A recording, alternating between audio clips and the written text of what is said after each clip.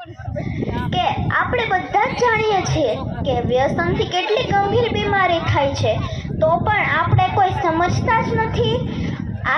કારણ કે હવે તો વ્યસનોના બધા જ પેકેટ ઉપર બનાવનાર પોતે જ કહે છે કે આ વસ્તુનું સેવન કરવાથી કેન્સર થાય છે, કે આ વસ્તુનું સેવન કરવાથી કેન્સર થાય છે, તો પણ આપણે કોઈ સમજતા જ નથી।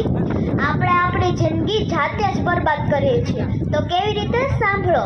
જ્યારે આપણી પાસે સમય અને પૈસા હોય ને ત્યારે આપણે વ્યસન કરી પોતાની જિંદગી બરબાદ કરીએ છીએ, અને જ્યારે જિંદગીની કિંમત સમજાય ને ત્યારે લાખો રૂપિયા ખર્ચતા પણ જીવ પાછો નથી મળી શકતો, અને એક પરિવાર પણ વિખાઈ જાય છે, ઘરમાંથી એક કમાવનાર વ્યક્તિ પણ જતું રહે છે, અને જે કાંઈ પણ કમાવીને ભેગું કરેલું હોય ને તે બધું જ પૂરું થઈ જાય છે, તો પણ જિંદગી પાછી નહીં મળે।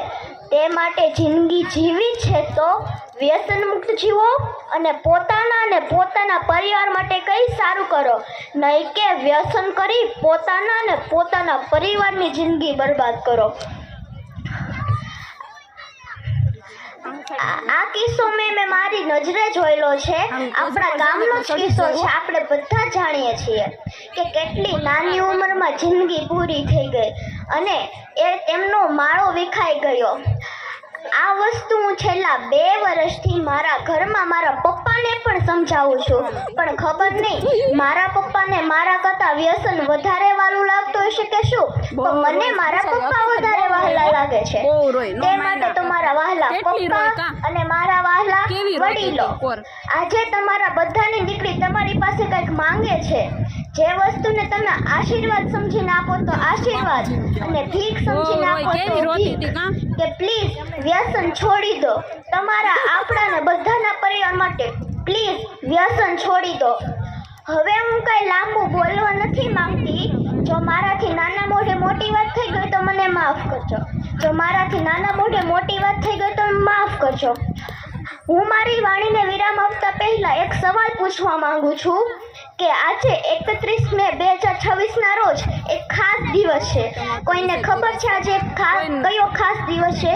જે મેં અત્યારે વાત કરીને તેને લગતો જ દિવસ છે, કોઈને ખબર?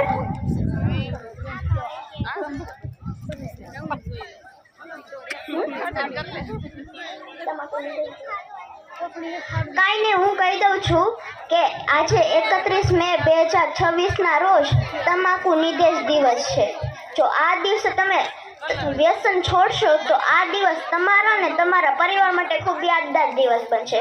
Thank you so much. જય શ્રી કૃષ્ણ। ખૂબ ખૂબ આભાર, ખૂબ સરસ મજાની વાત કરી।